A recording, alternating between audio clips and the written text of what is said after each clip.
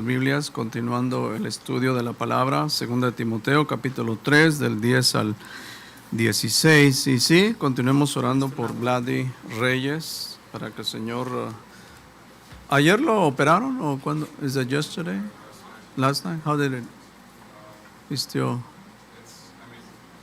So far they said it was okay, but just at the beginning one guy they have to amputate his stomach. He's what? Amputate his stomach. Oh, no.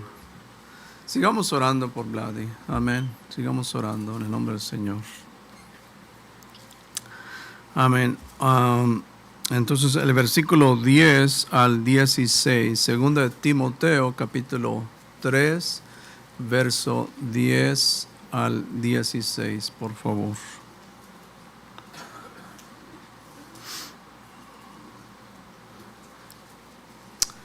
Pero tú has seguido mi doctrina, conducta, propósito, fe, longanimidad, amor, paciencia, persecuciones, padecimientos como los que me sobrevinieron en Antioquía, en Iconio, en Listra, persecuciones que he sufrido, y de todas me ha librado el Señor.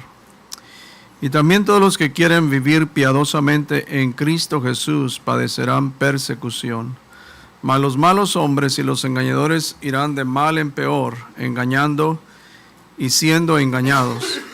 Pero persiste tú en lo que has aprendido y tú persuadiste, sabiendo de quién has aprendido, y que desde la niñez has sabido las sagradas escrituras, las cuales te pueden hacer sabio para la salvación por la fe que es en Cristo Jesús. Toda la escritura es inspirada por Dios y útil para enseñar, para redarguir, para corregir, para instruir en justicia. Vamos a orar y vamos a pedir al Señor que en esta mañana el Señor hable a nuestros corazones por medio de su palabra. Vamos a orar.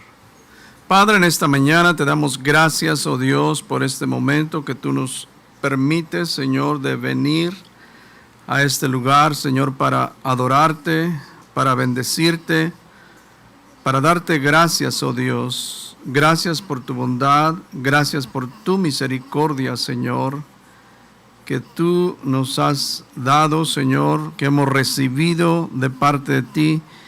Y pedimos, Señor, que en esta mañana tú hables a nuestros corazones por medio de tu palabra, Señor, que es viva y es eficaz, Señor. Te damos gracias, Señor, en tu precioso nombre. Amén. ¿Pueden ocupar sus asientos?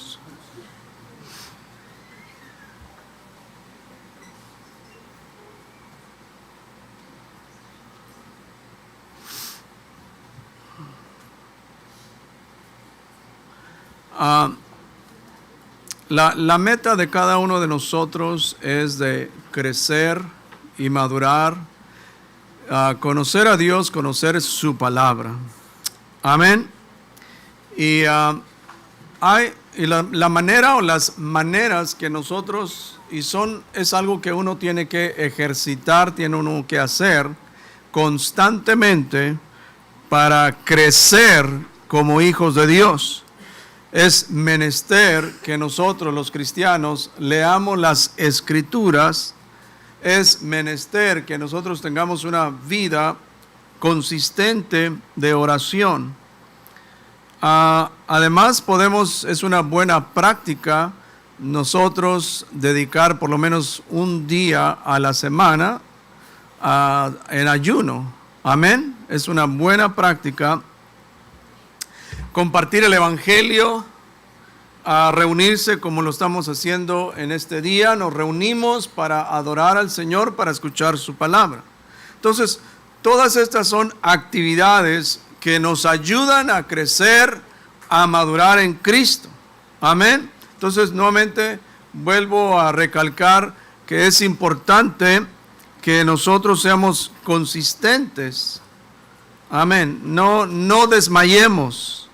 Pero otra de las maneras que también nos ayuda mucho para crecer en Cristo y que trae un gran impacto a nuestras vidas es cuando nosotros aprendemos el buen ejemplo de otros cristianos. Amén. Nosotros aprendemos un buen ejemplo de otros. Jesús dijo: llevad mi yugo sobre vosotros y aprended de mí. Aprended de Cristo. Jesús es nuestro mejor ejemplo para aprender, para crecer. Amén. Jesús es el mejor ejemplo. La humildad, la compasión, el amor son virtudes que Cristo manifestó. Entonces nosotros debemos aprender de Cristo. Porque Jesús fue el hombre más humilde, más compasivo y amoroso. Jesús es el mejor ejemplo que nosotros podemos imitar. Ciertamente tenemos amigos y nos ayudan, pero Jesús es el mejor ejemplo. Además de Jesús, los apóstoles, el apóstol Pablo, él decía: hermanos, sed imitadores de mí y mirad a los que así se conducen según el ejemplo que tenéis en nosotros. Amén. Entonces debemos ser imitadores de Jesús, debemos ser imitadores del apóstol Pablo, de los apóstoles. ¿Para qué? Para crecer, para madurar. Amén. Ahora, algo sumamente importante, y ya hemos hablado mucho acerca de esto, es de seguir la doctrina de nuestro Señor Jesucristo. Hace, me parece que algunos 3 años, creo yo, si no me equivoco, que dimos una serie, las grandes doctrinas de la Biblia. Y hablamos lo que es la doctrina, hablamos la importancia de mantener, de guardar estas grandes doctrinas. Ahora el apóstol Pablo aquí le dice a Timoteo, si ustedes miran ahí el versículo 10, y le dice: pero tú has seguido mi ¿qué? Has seguido mi doctrina, has seguido mi conducta, has seguido mi propósito, fe, longanimidad, amor y paciencia. Amén. Entonces es sumamente importante. Tú has seguido mi doctrina. Ahora, mirando el contexto, Pablo le dice a Timoteo: aunque tú mires toda esa conducta, hablamos de la conducta de los hombres en los últimos tiempos, las características, aunque tú mires toda esa conducta impía y las falsas enseñanzas y los falsos maestros, dice: sin embargo, tú has seguido mi doctrina. Es decir, no importa si la tierra se estremece, no importa si el cielo se oscurece, no importa si los hombres hacen descender fuego del cielo, no importa lo que pase, nosotros debemos seguir firmes en que en la doctrina de Cristo. Amén. Si hay un tema que yo puedo ver en estas epístolas, es la urgencia. Es una urgencia. Recordemos que estas son cartas pastorales. Amén. Es la urgencia de Pablo a Timoteo defendiendo la sana doctrina. Amén. Y la pregunta es: ¿en qué se ocupaba la iglesia en el principio? O como decimos, la iglesia primitiva. ¿En qué se ocupaba la iglesia? Bueno, sabemos todos en Hechos 2:42, conocemos, y dice que perseveraban ¿en qué? Perseveraban en los convivios, perseveraban en los cánticos, en las vigilias. No, perseveraban en la doctrina. Perseveraban en la doctrina de los apóstoles. Entonces la palabra nos amonesta que nosotros, además de eso, que nosotros no seamos llevados allí. En Efesios 4:14 dice: para que no seamos niños fluctuantes, llevados, ¿por qué? Por doctrina, por doquiera de todo viento de doctrina. Amén. Además, el apóstol Pablo ahí le dice a Tesalónica, así que hermanos, entonces aquí ahora les dice, estad firmes y retened. Todos digan retened. Estar firmes y retener que habéis, retener que la doctrina que habéis aprendido. Y como ya hemos visto aquí a Timoteo, que Timoteo tenía que tener ese cuidado, le decía, ten cuidado de quién, de tu vecino, no, ten cuidado de ti mismo y de la doctrina. O sea, ten cuidado de ti mismo y de la doctrina. Y la razón, el por qué, bueno, una de las razones, el por qué se escribió esta primera carta es, Pablo le estaba rogando a Timoteo que él se quedase ¿dónde? En Éfeso. O sea, él se fue a Macedonia, pero Pablo le está rogando prácticamente, le está implorando, pidiendo a Timoteo, quédate en Éfeso, para si te vas a, quédate allí, ¿para qué? Para que mandes algunos, dice, que no enseñen, ¿qué? Diferente doctrina. ¿Se da usted cuenta lo importante que es? Desafortunadamente hoy en día las iglesias se están alejando de la, y ya hemos hablado de esto, de la sana doctrina. Es la realidad. Que ahora nomás hablan de Jesús, del amor de Jesús, y la pregunta es, ¿qué es lo que Jesús enseñó? Enseñó doctrina. Alabado sea el nombre del Señor. Ahora, esto nos lleva al siguiente punto, que las persecuciones vendrán. Amén. Y por eso aquí en el versículo 11 dice, persecuciones, padecimientos como los que me sobrevinieron. Y aquí menciona estas tres ciudades, aquí Antioquía, Iconio, en Listra. Entonces, las persecuciones vienen cuando un individuo decide vivir una vida contraria a lo que el mundo vive. ¿Sí me explico? Cuando alguien se determina, aquí muchos que estamos aquí, fuimos quizás atribulados, fuimos angustiados por nuestros parientes que nos dijeron, entonces tú ya no vas a ir a la iglesia, tú ya no vas a ir acá, ya te hiciste hermano. Entonces ellos nos hicieron la vida difícil, hermanos. A menos a mí me hicieron la vida, mis parientes me hicieron la vida difícil, porque ya no iba a ir a lo que yo había acostumbrado por tradición, que yo no conocía absolutamente nada de Dios. Era un ignorante. Entonces, amén. Entonces ahí viene la persecución. Ahora, usted no va a tener ningún problema con sus parientes y amigos si usted cree lo que ellos creen, toman lo que ellos toman, adoran lo que ellos adoran. Amén. O sea, usted no va a tener ningún problema. Todo va a estar muy pacífico, como aquel que fue para su tierra y le pregunta, o cristiano fue para su tierra y le preguntan, ¿y cómo te fue? De maravilla, ni cuenta se dieron que yo era cristiano. De maravilla. Y así es, hermanos. Mientras que no se den cuenta que nosotros somos cristianos, nos va a ir de maravilla. Pero en el momento que usted dice, bueno, yo sirvo a Dios, yo soy creyente, yo voy a una iglesia, soy hermano. ¿Y qué? Amén. Las persecuciones vendrán contra nosotros cuando nosotros dejamos de seguir la corriente de este mundo. Por eso Pedro, allí en 1 Pedro capítulo 4, verso 4, dice, a esto les parece cosa extraña que vosotros, o sea, los creyentes, dice, no corráis. O sea, no corráis con ellos. ¿Con quiénes? Con los impíos. En el mismo es un desenfreno. Y si nosotros nos decidimos, yo ya no voy a correr ese desenfreno, eso es mentira, es un engaño, ahora yo quiero hacer lo que es justo, lo que agrada a Dios.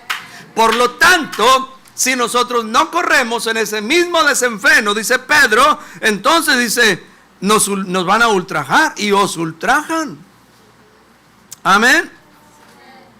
¿Por qué es que Pablo fue perseguido en Antioquía, en Iconio y en Listra? ¿Por qué? Porque Pablo decía que Jesús era el único camino, que Jesús, por medio de Jesús, la gente podía salvarse. Y él decía que no era necesario la circuncisión. Él decía que en Cristo estaba todo, que Cristo estaba vivo, que Cristo había resucitado.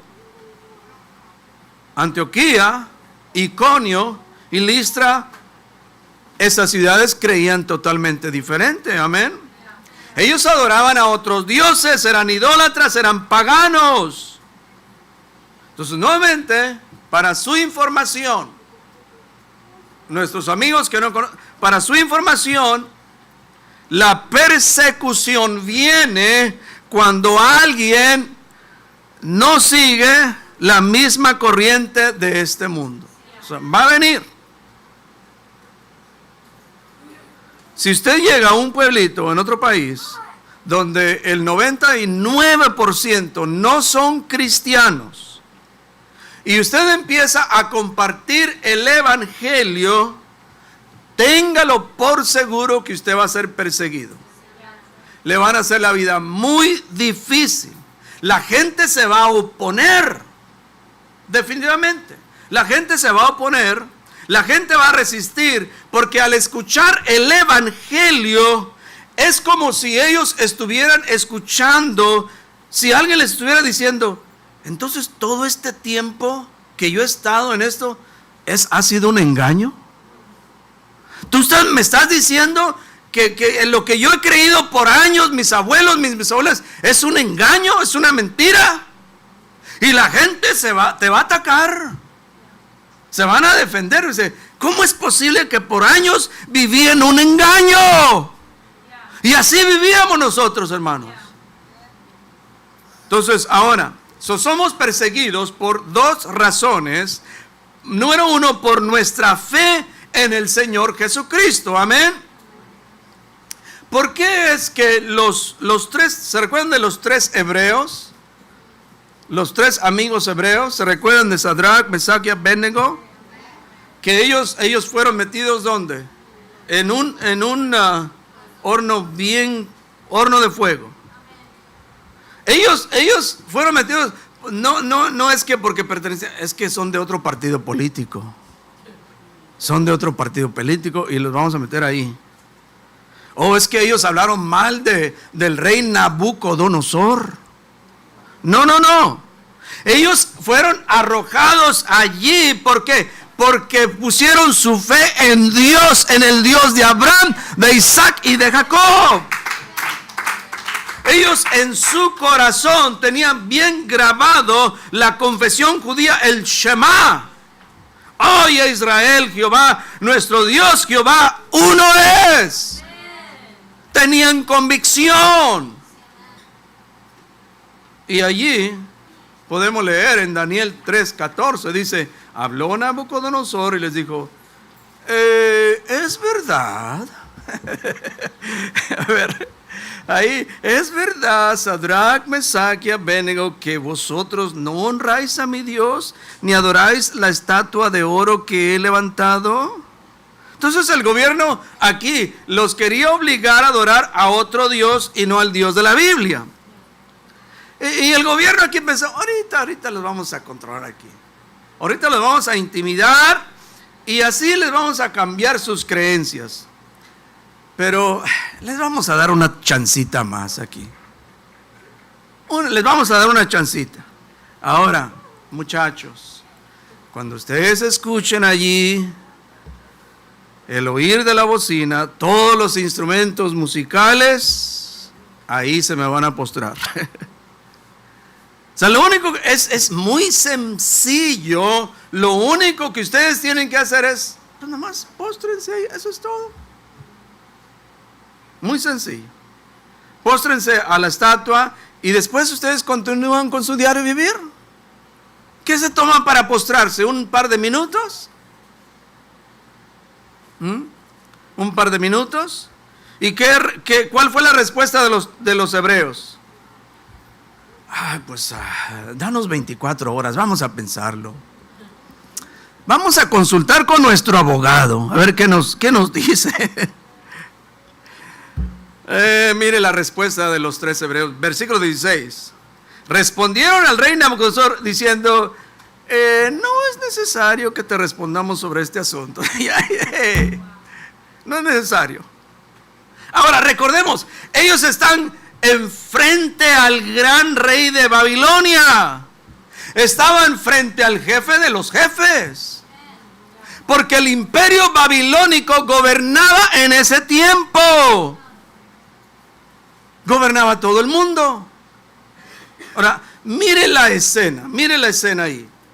Todos los miles postrándose a esa gran estatua de oro. Y solamente miran a 3 muchachitos, jovencitos ahí. O sea, todo el mundo los está mirando, todos los ojos mirando a estos 3 jovencitos. Parados, que tenían convicción. Porque todo a su alrededor, las multitudes, los miles, y esos 3 ahí. Y la respuesta es, he aquí nuestro Dios a quien servimos puede librarnos del horno de fuego ardiendo, y de tu mano, oh rey, nos librará. Es decir, nosotros servimos al Dios todopoderoso, al Dios que hizo los cielos y la tierra. Ese Dios nos puede librar. Y si no quiere librarnos, no problem. No hay problema. Si no sepas, oh rey, que no serviremos a tus dioses, ni tampoco adoraremos la estatua que has levantado. Qué tremendo, ¿no? Es impactante. Solo servimos a un Dios. Necesitamos, hermanos, en estos tiempos tener convicción como estos 3 jovencitos. Ahora, la otra razón, el por qué nosotros seremos perseguidos, número 1, por nuestra fe en Cristo, amén. Y número 2 es por vivir una vida piadosa. Todos digan, vivir una vida piadosa. Mire el versículo 2. Y también todos los que quieren vivir piadosamente en Cristo Jesús, tal vez padecerán persecución. No, que tal vez. Aquí dice que ¿qué? Que padecerán persecución. Es decir, todos aquellos que quieren vivir una vida como Dios manda, se exponen a ser perseguidos. Y la pregunta es, ¿por qué? Bueno, porque el príncipe de este mundo, o sea, el príncipe, él gobierna este mundo, amén. Y número 2, porque nosotros no somos de este mundo. Somos del reino de Cristo y no del reino de este mundo. Ahora, ¿qué es vivir una vida piadosa? ¿Qué es vivir una vida piadosa en Cristo? O sea, vivir una vida que agrada al Señor. Vivir una vida piadosa es vivirla de acuerdo, no como yo pienso, como mi denominación opina. No, vivir una piadosa, vivir de acuerdo a las sagradas escrituras. Por eso nosotros tenemos una cosmovisión cristiana bíblica, amén. Nuestro estilo de vida está basado a la palabra de Dios. Es decir, vivir una vida piadosa es que refleja el carácter de Dios. Una vida temerosa en Dios. Solamente vivir una vida piadosa es vivir totalmente en contra del reino de este mundo. Amén. Jesús le dijo a Pilato, Mi reino no es de este mundo. Si mi reino fuera de este mundo, mis servidores pelearían para que yo no fuera entregado a los judíos. Y otra vez le dice, pero mi reino no es de aquí. Es por eso que nosotros nomás vamos pasando por aquí. Amén. No somos de este mundo, estamos en este mundo, hacemos, comemos, dormimos, trabajamos, vacacionamos, jugamos, hacemos todas esas actividades que el mundo hace. Amén. O alguien aquí es un santo y que se va a una cueva y a vivir una vida en santidad, como un monje que se encierra y allí está. No. Amén. ¿Están aquí, hermanos? Ok, más quiero asegurarme. Ahora, en el versículo 13, miramos que el engaño seguirá. Dice, más los malos hombres. ¿Quiénes? Los malos hombres y los engañadores irán y van a mejorar. ¿Van a mejorar? ¿Amén? No. Irán de mal en peor. Los malos hombres irán de mal en peor, engañando y siendo engañados. Y si hay algo que nosotros no debemos de soportar o tolerar, son los engañadores. Porque es algo muy grave, hermanos. Engañar a alguien, imagínense, o engañar a un niño, un pequeñito. ¿Qué dijo Jesús? Que mejor que nos amarren una pina de molino y que nos arrojen a la profundidad, si engañamos a un pequeñito. Entonces, si engañamos a los hijos de Dios, cuidado, hermanos. Ahora, no estamos hablando de los espiritistas, de los brujos y hechiceros. Ciertamente, pues, en el mundo ellos engañan, ¿no? Son demonios que ellos tienen, engañadores. Pero aquí estamos hablando de aquellos que usan el nombre de Jesús, usan las escrituras para su propio beneficio. Simplemente usan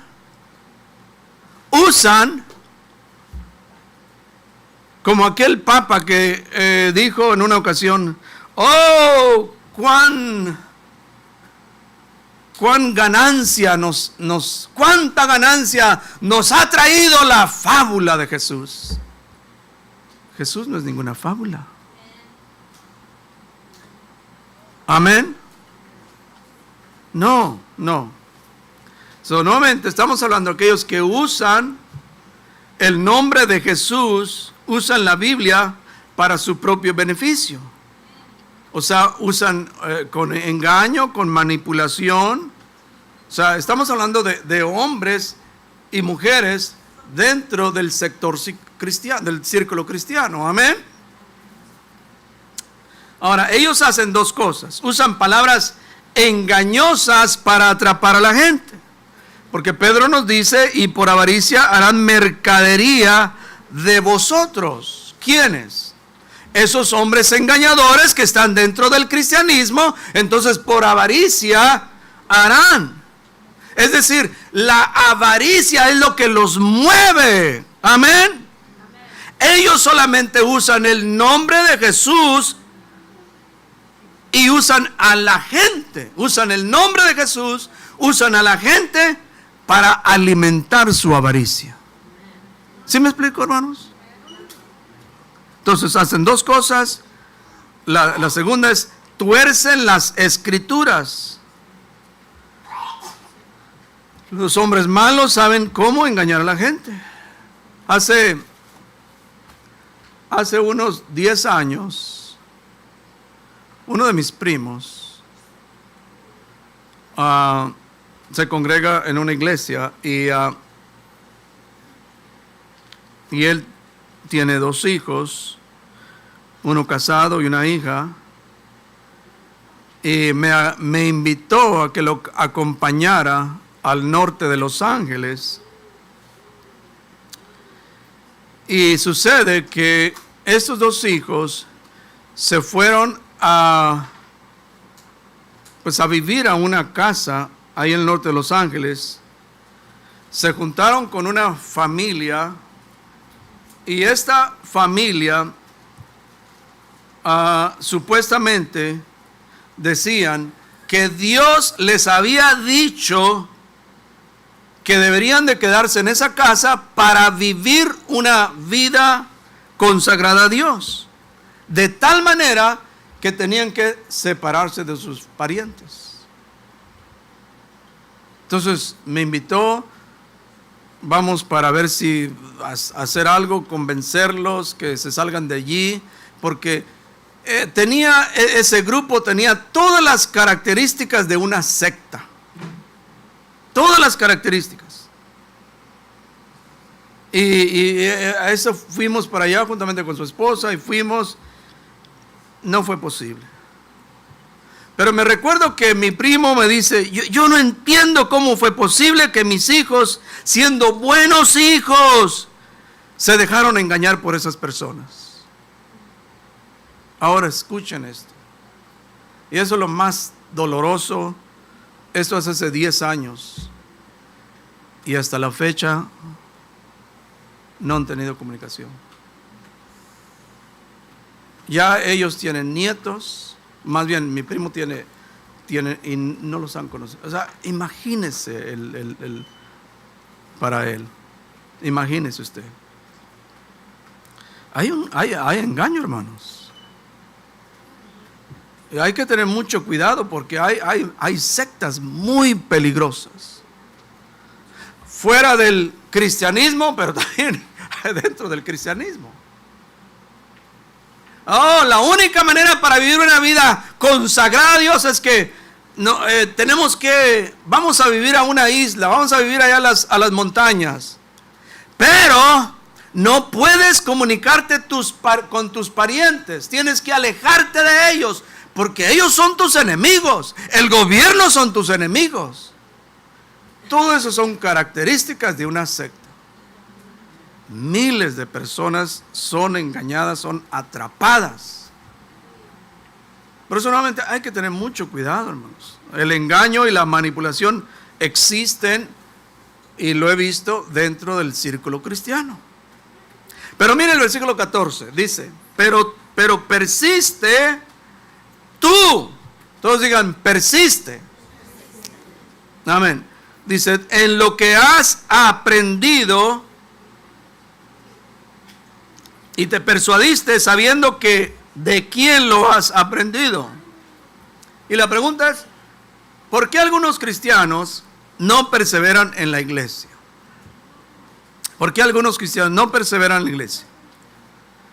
Hay unos que ciertamente porque, es que el ministro no me saludó, es que a mi hijo no lo dejaron cantar, o es que la hermana hizo niñerías, hermanos. Yo he visto todo eso en la iglesia.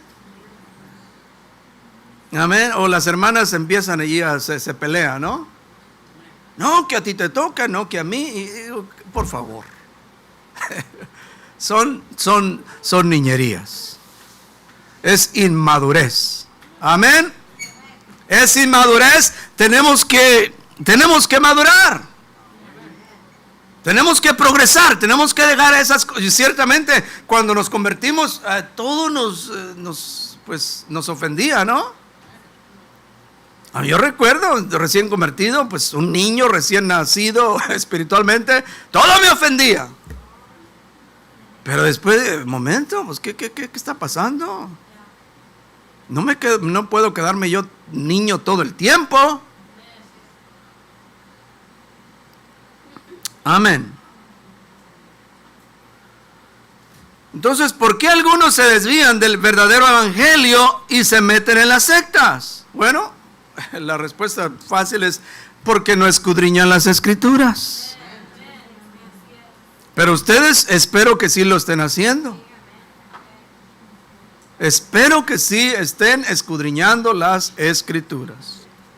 Warren W. Wiersbe dice lo siguiente: la única respuesta a las mentiras de Satanás es la verdad de Dios. Si cada iglesia local volviera a la palabra de Dios y si cada pastor y cada maestro de la escuela dominical enseñara la palabra de Dios, los discípulos de Satanás serían derrotados. Amén. Entonces, 3 puntos aquí, que Timoteo tenía que estar firme en lo que había aprendido. Timoteo tenía que estar convencido. Espero que los que están aquí estén convencidos. Espero que no estén, pues aquí nos va a terminar este predicador. Yo tengo hambre y esos tacos me están, amén. O sea, todavía como que no están convencidos, hermanos. No están convencidos de lo que han creído. Entonces, Timoteo estaba convencido, estaba firme. Timoteo sabía de dónde lo había aprendido. Amén. Ahora, una nota aquí, si un creyente no está plenamente convencido que es el único evangelio para que el hombre obtenga salvación, si no está convencido, escuchen esto, no podrá proclamarlo con el poder y mucho menos lo va a defender. Para poder defenderlo, para poder proclamarlo, tiene que estar convencido. Tiene que estar convencido que la gente que no acepta a Cristo, que no se arrepiente, se van a ir al infierno. O sea, tiene que creerlo.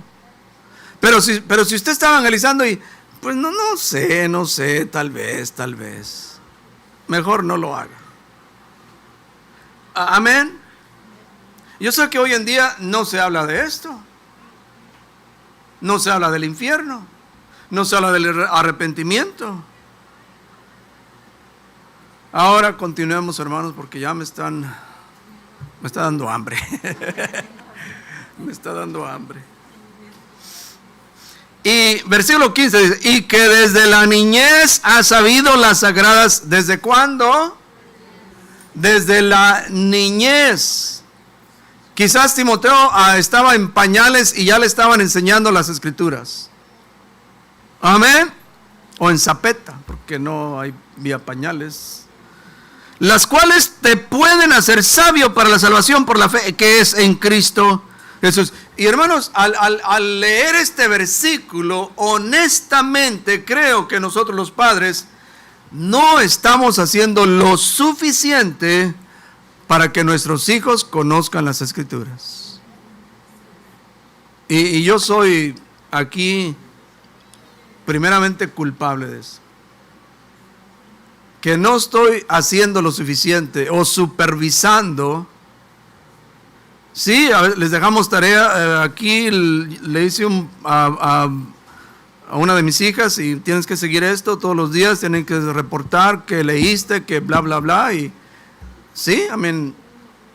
Y no estamos haciendo lo suficiente, hermanos. Amén. No tomamos el tiempo para tener devociones familiares. No somos consistentes en eso. Y si nosotros no invertimos, no ocupamos el tiempo, nuestros hijos no lo van a hacer. Porque la mayoría que estamos aquí, hermanos, no tuvimos una niñez fundada en la palabra de Dios. Con excepción de nuestros hijos jóvenes que están aquí, ellos sí crecieron en el evangelio, amén. Pero nosotros no. Nuestros padres eran idólatras. Nuestros padres no servían a Cristo. Nuestros padres eran de la religión que dominaba el país. No tenían conocimiento de Dios.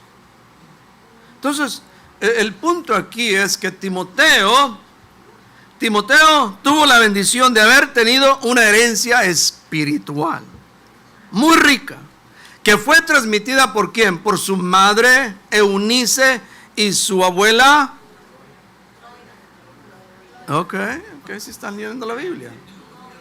Loida. Eunice y dos mujeres virtuosas, 2 mujeres que amaban la palabra de Dios.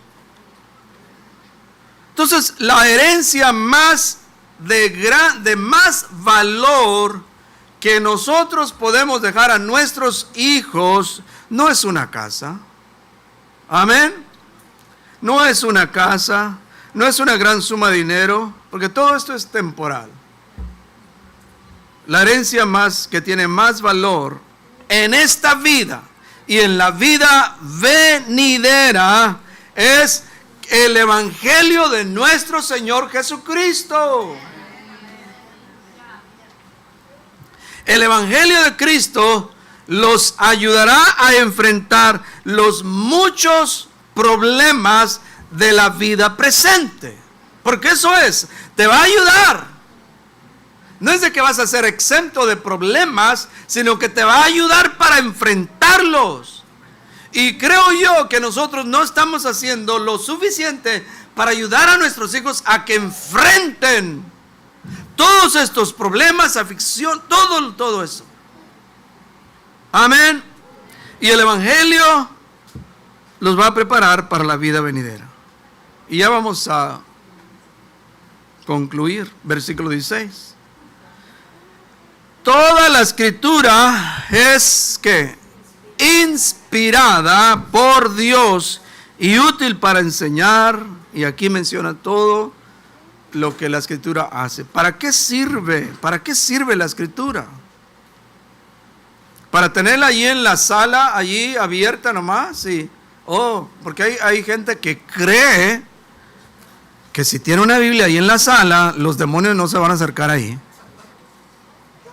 O si pongo mi Biblia ahí a un lado de ahí los demonios no se van a acercar.